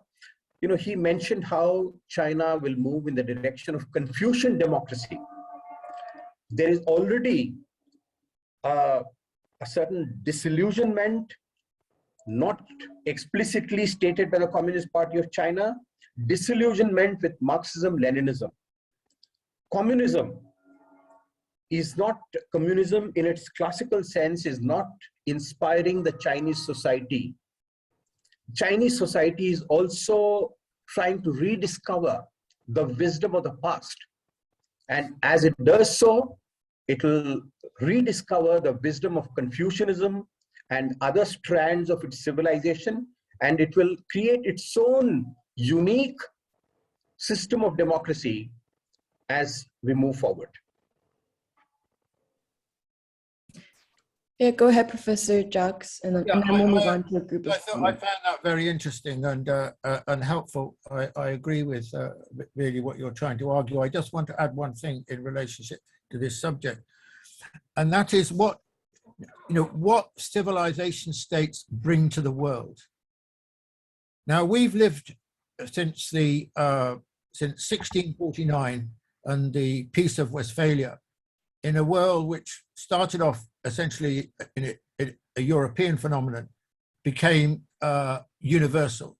To be recognized today, you have to be a nation state. And I think that China and India fit uncomfortably into that model. And I don't think it's just China and India. I think that wherever you look, there are countries which have, in varying degrees, a very strong sense of civilizational legacy. And so I think the decline of the West will probably bring with it a phenomenon, which is the decline of the nation state as in the European manner, as a concept of a polity. The problem with the nation state is, in many ways, it's been a very divisive phenomenon. I mean, the rise of the nation state in the 19th century, and Wang Hui is very good on this, by the way, the Chinese scholar, that the nation state required or allowed and demanded a dominant ethnic group. And that's exactly what happened across Europe. And in varying degrees, of course, it's also been true in the latter day Western countries like the United States, Australia, and so on. Now, civilization states are, and China and India in this context are exemplars, are much more diverse and ethnically diverse. And China has never really, apart from the problems they have in the Western regions with the Uyghur and the Tibet, China has never prioritized ethnicity. It goes back to Confucius. Actually, the key measure for the Chinese was culture, not ethnicity. So this is a very different tradition. And so these societies, India and China, in their varying ways, are much more mixed, much more diverse, and much more inclusive in, not in every sense, of course, we know that, but tend to a greater inclusion than is true of the nation state. So I think it's not just a question of comparing the two, but what do civilization states bring to the world as we come to the end of the dominance of the West and its particular form of organization, the nation state, and what might happen subsequently and what China and India will bring to that. One short addition to this particular discussion. Professor Jacques mentioned that sovereignty, the idea of sovereignty is very deep in the Chinese concept of civilizational state. I think that going forward, the idea of sovereignty has to be made more flexible.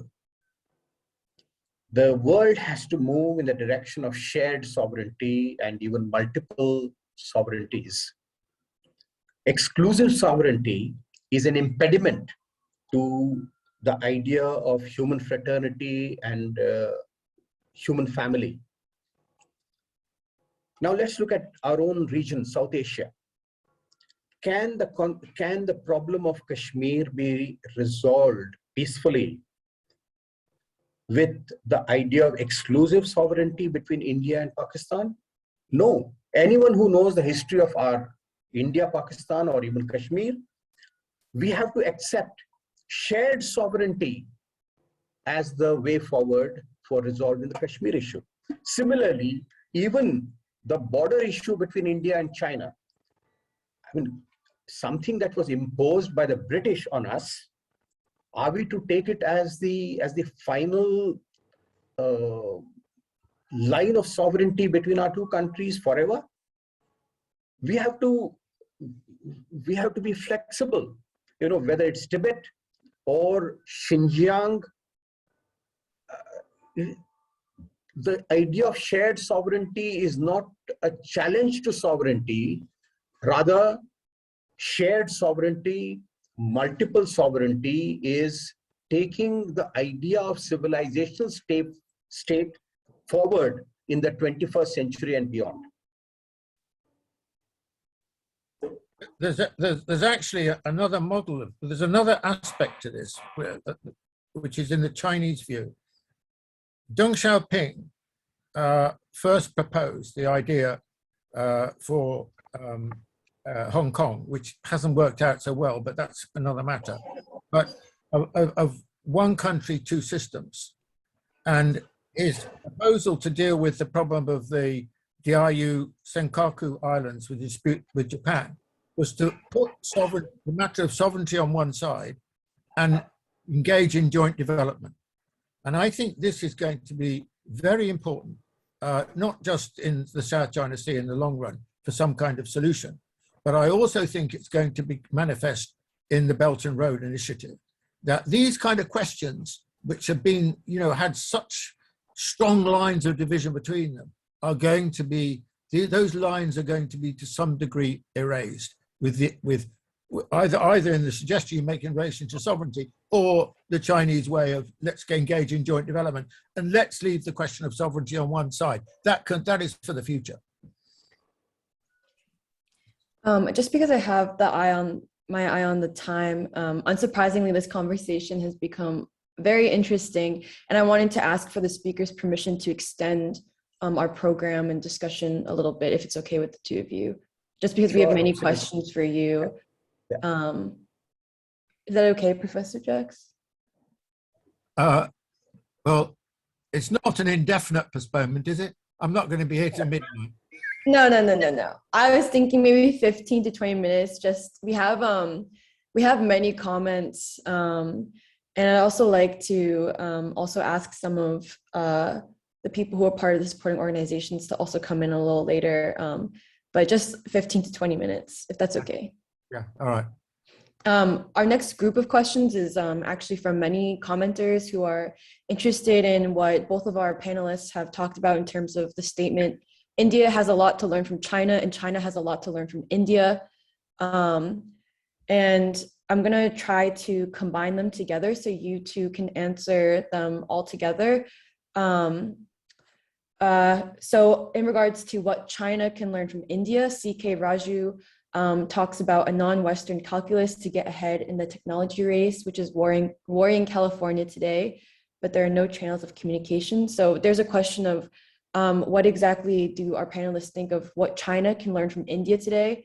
And we also have a comment from Shantanu Ghosh, who's interested in the other side, which is what can India learn from China? And he wonders, can India actually learn anything from China's state-controlled political structure? Or is it just not possible for a country as diverse as India to adopt such policies?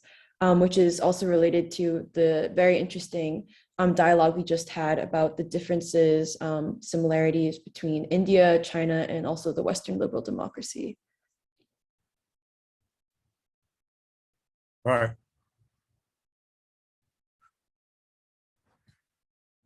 Maybe Professor Jacques, you can start us off with our string of comments. Should I explain my question a bit? Give me a minute. Yeah. I think we have been talking for rather a long time about problems that are virtually insolvable. You know, if we keep talking of Tibet, I come from the era when they used to say Hindi Chini Bhai Bhai before they started saying Hindi Chini Bye Bye, right? So I think that instead of those difficult problems, let's move on to something different. And that's why I'm talking about this issue. As you know, the California State Education Board has transformed the school syllabus, particularly with regard to calculus, cancelling the calculus, because data science and AI is what they are looking for. And they feel that calculus is not needed there, which is of course something completely wrong. Now, this is what I'm trying to explain, and this discussion has been going on in Africa and so on. People are interested in racism. The existing theory of the calculus that Newton discovered it, and it's all nonsense. And it's complete nonsense. Newton didn't even understand it properly. And that's why it is so difficult that the California State Board has to change it. Now, this decolonization process been tried out in some countries like Malaysia, it's been tried out in Iran, and it's been tried out even in Palestine and so on. But it has been tried out in India, a few universities, Ambedkar University and so on, but it is not taking off. Now, why doesn't China look at it? Why do they want to have a colonial system of education? I agree that India was badly affected, but so is China. Why can't they learn something on this and try out? Because the Indians may not be able to do it, even if it started from India, but Chinese may be able to do it. They are able to think for themselves and get out of the mantle of the West. Well, I'm afraid I'm out of my depth in trying to respond to that. I listen to you with interest, but I don't know enough about what your example to really say anything useful. Sense of communication. There are no channels of communication. I can write an article and I can communicate with people in California, but I cannot communicate with people in China. How do I do that? They're just not there. Well, there are plenty of ways you could do it. I mean, you know, the Chinese are online more than any other country in the world, and you could communicate with. You couldn't communicate them with WhatsApp, but you could do it with WeChat, and you can send documents and so on between each other, and you can have a dialogue in that manner. And the Chinese are very interested. I mean, I'm not talking about the Chinese in. You know, I find the Chinese really interested in having that kind of dialogue. Yeah, I think the questions related to connected to this was more about expanding on what India can learn from China and China from India today. And I think especially the question that Shantanu asked about, is it not possible for a country as diverse as India to adopt such policies or basically learn from China? I think that, I mean, one of the problems of mutual learning is that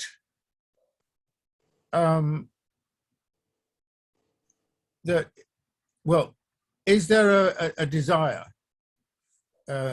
both ways to learn from each other? And I think that is, to be honest with you, I think it's limited. I think that, you know, someone else said earlier on, I can't remember who it was, but you know, there was a lot of you know, doubt and hostility, which has got worse towards China and so on. And so, I mean, first of all, there has to be a desire. And let me add to that another problem, which I observe when I'm in the big cities of China, and that is I see very few Indians. So I think that you know, there's a lot of East Asians, very large number of East Asians, say at the major Chinese universities, but there are very few Indians, and that's always, I've always noted that and been rather, you know, kind of upset about it, because, you know, the two countries have I know it's a difficult border, but it's a big border, and they're not, you know, a million miles away from each other. So why so few? And I think that there's a sort of lack of, you know, there are people who are very interested in a dialogue, both in China and in India with each other. But I don't think there's a critical mass who are in favor, or, I mean, Ravi Bhusaligan would probably talk about this much better than I would, because, you know, he knows China very well, but also he knows India, you know, obviously intimately. But I think that is a problem. That's a limit. It may well be on, I mean, on the Chinese side, what do I think the attitude of the Chinese is towards Indians? I think, look, I'm going to be absolutely brutally honest about this. And that is, I think there's a tendency for China to look down on India. I do think that is a problem. I don't know the extent of it, but that's my feeling. The lack of curiosity is maybe because it doesn't think it can learn that much from India. I think they're wrong, but I think that is a problem. And on the Indian side, I think that this sort of, you know, the cliches and prejudices about towards China in terms of, for example, governance, you know, that which are largely Western style cliches, you know, coming from the US and so on. I mean, you know, it's an authoritarian society, et cetera, et cetera, et cetera. And I think that is also, that's extremely simplistic, because actually I don't think, you know, I don't think that, to be frank about it, I don't think China is at all interested in changing the political system of any other country in the world. It's just not what China does. It's never done it. In the tributary system period, it did not do that. It did not, a condition of a change of government was not Chinese agreement. It was never like that. The Chinese are very, very, permissive. The reason is because I think they're very self-confident about their own system and their own governing system. And this is the Middle Kingdom mentality, if you like. So, how can other countries be like us? We've had a history of 2,000 years of civilization. I think that is part of it. And I think this is therefore a big misunderstanding on the part of not just Indians, but this is a widespread problem that, when China's strong enough, it's going to just come in and we'll have a political system like theirs. No. In a month of Sundays, that is never going to happen. This is a completely misleading and aberrant view. That is not what China will be like. China will be very different, by the way, in this context to the United States. I don't think we should see the arrival of China on the global scene as, we'll go into a new phase with China being the great hegemon. Don't think it's going to work like that. That's too simplistic. It's not finding out and inquiring about how the Chinese think, what the Chinese ideas are, how Chinese history has worked. It's going to be very difficult. That's why explaining it is very difficult, because you've got to get into the Chinese mind, the Chinese history, to the Chinese tradition in order to be able to understand this. Sudheendra ji, did you want to respond? Yeah, I would like to, very briefly mention one thing that India must learn from China and what China should learn from India. One aspect that has not come into our discussion, but of extreme importance to India, which was of course there in the mission statement, is the success of China in eliminating extreme poverty. It's more than any other accomplishment of China.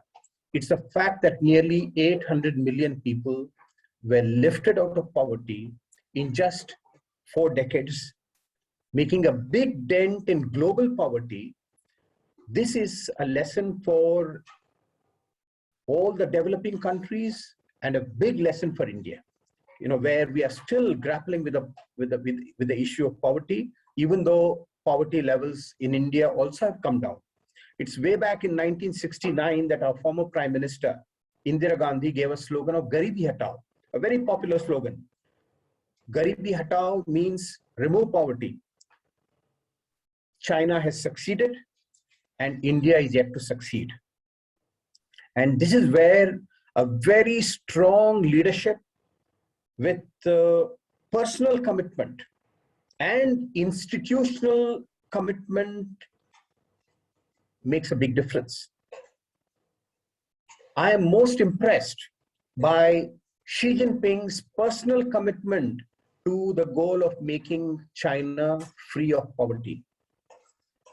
YouTube is full of videos of his visits to poor areas, remote areas of China. He has made more than 80 trips to these places to personally monitor the anti-poverty programs of the government. Now, in contrast, I ask myself as an Indian, how many places has my Prime Minister visited to see the condition of poor places and give personal leadership to making India succeed in Garibi Hatao? I think this is a very big lesson that India should learn, and we cannot give the excuse that China is a one-party dictatorship, we are a democracy, we can't do the same thing. It's just an excuse. What China should learn from India? It is indeed a matter of concern, and Professor Jacques mentioned that there is a certain looking down upon China in a section of Chinese society, not all. They think that they have become rich so soon and now they are competing with China. India doesn't matter. Now, this mentality is not going to be good for China. China has, in a material sense, has progressed too fast, too much, and that has its own consequences. And there is a certain moral vacuum that has developed in Chinese society. And it is, I think, necessary for China to understand why, in spite of economic poverty in India, which cannot be excused, but in spite of this, there is a certain, there's a different way of looking at life. And that comes from our spiritual traditions. I'm not excusing, not at all, poverty in India, but there is something to be learned about how human societies, and especially those who are deprived of the basic necessities of life, still have a very strong commitment to values of life. They have not given up values of life. In fact, they are more, in many ways, they are more ethical, more spiritual than people who have become rich in India. And therefore, China should study the spiritual traditions of India more seriously. Our next questions have to do with anti-communism and also the impact of Western ideology in anti-communism and its role in hostility towards China. G.N. Nagaraj comments that there is an association of democracies vis-a-vis communist ideology and the fear of Indian rulers of being wiped away by communist ideology that also has to be discussed. Purba also says that there is a linkage between anti-communism that underlies hostility towards a rise in China that is racist and has origins and is the basis of Western imperialism. I want to give Professor Jacques and Sudheendra a chance to respond to those. But before I do that, I also want to invite two specific people to also comment. First is Dr. Anthony Montero of the Saturday Free School for Philosophy and Liberation, which is one of the organizations which has been supporting this event series. So first, Dr. Montero, would you like to comment? Well, I don't have a great deal to add. I mean, I'm just thrilled with this conversation.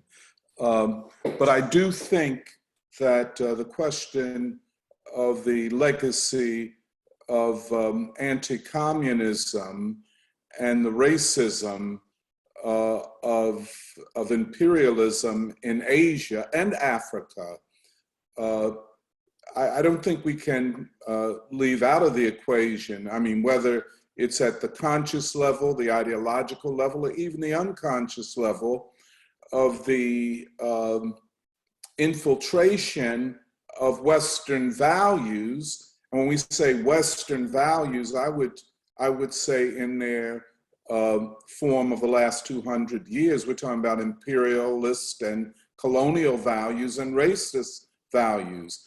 So I think Purba's question is right on target. You know, it's not authoritarianism and it's not democracy. It's Western hegemony based in anti-communism, and we are still living out the legacy of the West's reaction to the October Revolution and the Chinese revolutions, and the threat that each pose to the colonial and imperial systems in Asia and Africa. I think the question is right on target. We cannot rule it out. Just one last small thing. I agree very much with the way Professor Jacques began, because you can't talk about what's going on in Asia unless you talk about the US scramble, not for Africa, but the scramble to divide Asia. And I'm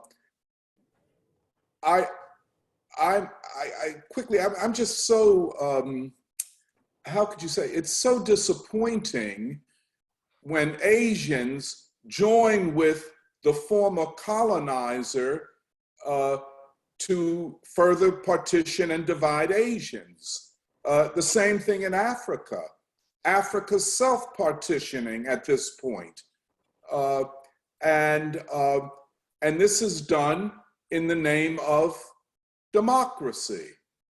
And a democracy, ironically, that the elites in the United States do not feel that they can hold on to, but Asians are saying that American democracy is what we want. And the American elites are saying it's not working for us. And I'm not going to even talk about the American people who have lost faith in our democracy. So I'll end there. Thank you very much for asking me. Thank you, Dr. Matera. I would also now like to invite Raviji to provide a quick comment or remarks if you'd like to.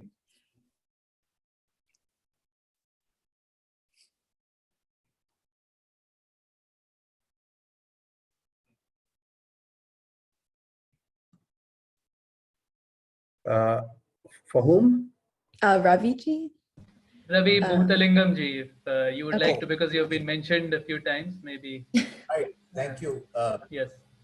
First of all, thank you very much, Sudheendra and Martin, for brilliant presentations, and thank you for mentioning my name so generously at, on several occasions. I can only say that this has been a very, very rich dialogue and a rich conversation, and I have really both enjoyed and benefited from it, listening to every word. So there is very little I can add, but I'll just make one point which I think highlights where India and China are positioned today in relation to each other. I think there are 4 dimensions to this which India and China have not reconciled and need to reconcile both across these dimensions and within. At the lowest level is the boundary question, which goes back to a sense of sovereignty. I think Martin spoke about it. Westphalian sovereignty, which says up to a certain line you have 100% sovereignty, and beyond that you have 0, and the other side similarly has 0 on this side, and then comes the line and they have 100, which was historically over centuries not the case in human history ever. At the next level, beyond this sovereignty borderline issue, I think there is a question of identities of India and China in their self-image, in how they regard themselves, whether they regard themselves as civilizations or as modern states or a mix of the two or whatever. I think there is a lot of stuff going on there which needs to be sorted out. At the third level, I think is the issue of the economic disparity between the two countries, which also leads to a phenomenon which has been mentioned in this talk, which is that China seems to matter more to India than India matters to China. And that is probably an outcome of this huge economic disparity of China being 5 times, now 6 times the economy of India, and likewise per capita GDP as well. And the fourth dimension, which is, ironically, it's something we're living through. It's an existential dimension, which is we are going through a pandemic. The COP is happening in Glasgow, talking about climate change. We are in a digital world. All these 3, climate change, pandemics, digitalization, do not pay any attention to borders, any attention to identity. but they are all existential.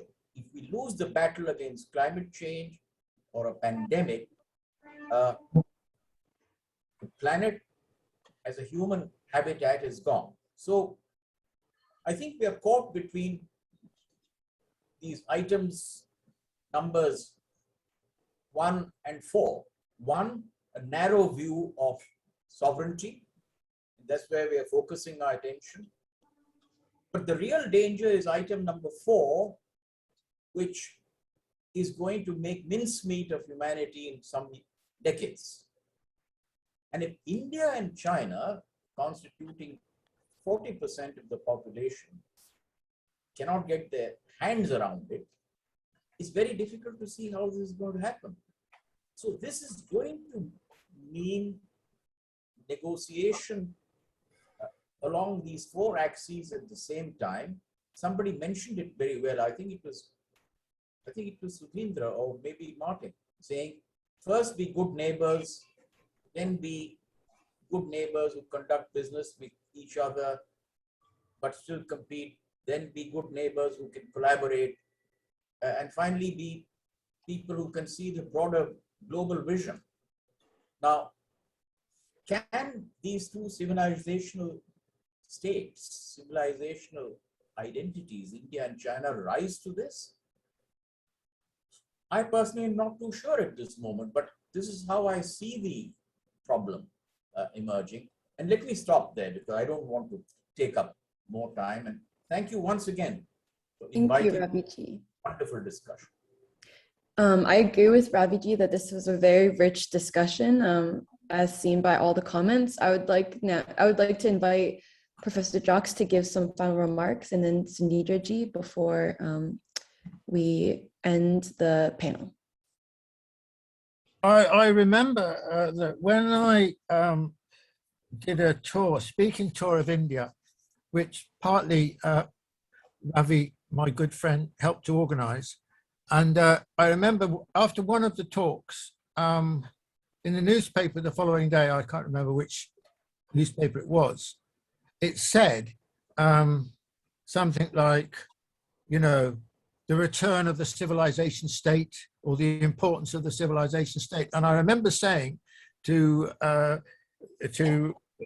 anyone who would listen that it would be inconceivable for any Western, or certainly English language, but I suspect Western newspaper to carry such a headline, because the whole idea was fundamentally incomprehensible.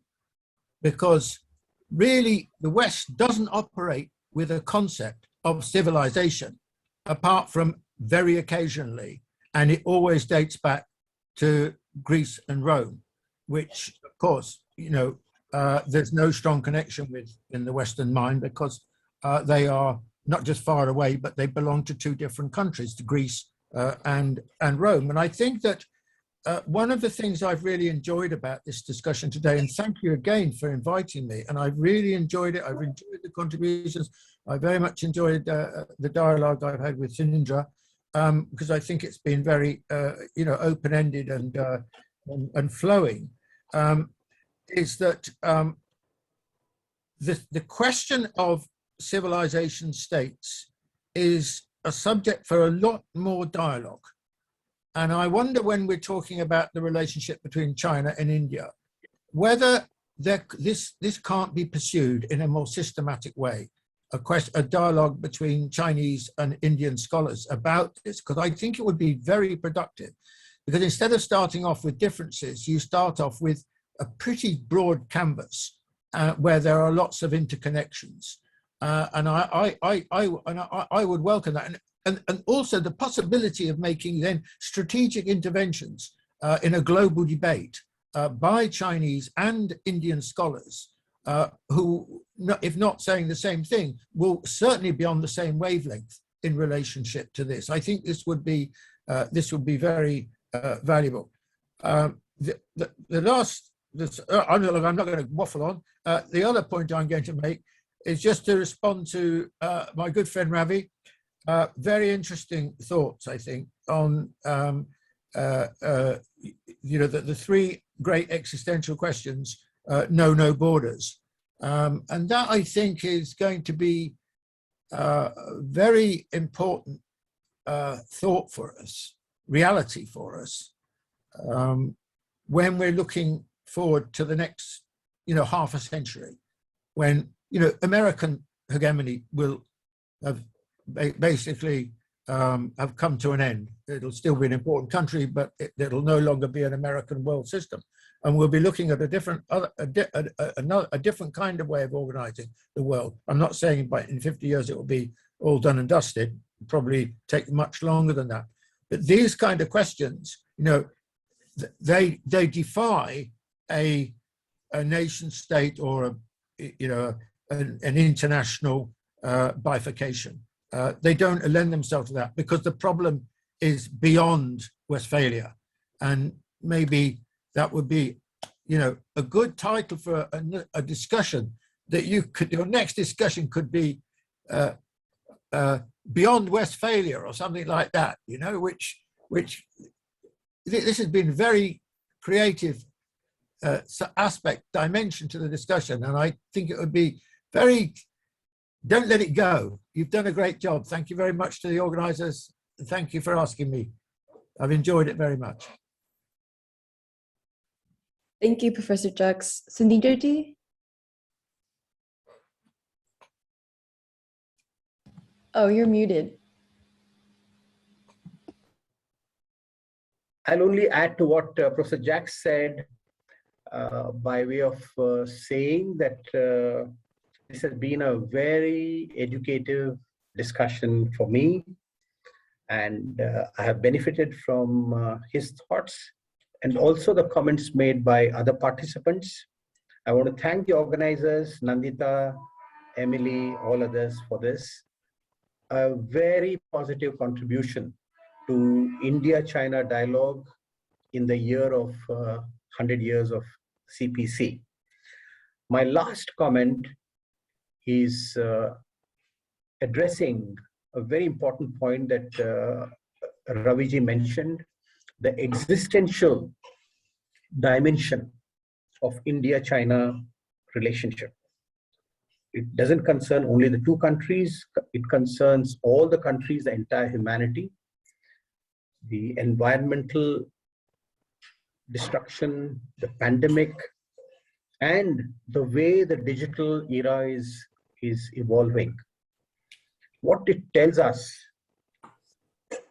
is that the world, including India and China, must move beyond nationalism towards internationalism. Second thing, that we must give less importance to economism and militarism, and more importance to fundamental, universal, eternal values that are rooted in our civilizations and all the other civilizations of the world. Now, in this context, the one slogan or thought that President Xi Jinping has advanced, that's building a community of shared destiny for humankind, it's a very profound thought. And I can't think of any other world leader who is advancing a thought like this. However, it hasn't really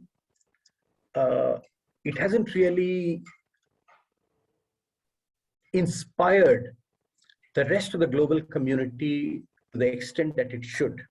And there's a need for China to introspect on why this is so. And it's my fervent desire that China resolves the problems it has with some neighbors, including India, in a manner that is away from militarism and away from any perception of domination. It's also my desire, and I'm sure that is desire of all of us, that this idea of building a community of shared destiny for mankind will sound true, genuine, if China resolves the problem with Taiwan peacefully. Of course, given an opportunity or option, of Chinese would definitely want to do it peacefully, but there is an external angle that the United States, the West, and hence it is of utmost importance, as I mentioned earlier, that there should be a democratic pressure on American government, on other Western countries, that they should not see China as a threat, and therefore do all this manipulation to contain China, draw India into this anti-China alliance. All this is going to create more and more problems for mankind. All of us have to make some self-correction, but China also has to make some self-correction. Thank you very much for this wonderful, highly educative dialogue. Thank you to both of you, and I will now hand it over to our Chushman. Thank you very much. And I know it has gone over time, for which I apologize. But I think we raised a lot of interesting questions today on the civilization state, really on a future without Western hegemony and what it could look like, on the parallel but distinct nature of the Indian and Chinese situations. And I hope we can continue this conversation in the future. So thanks a lot, and thank you for staying for this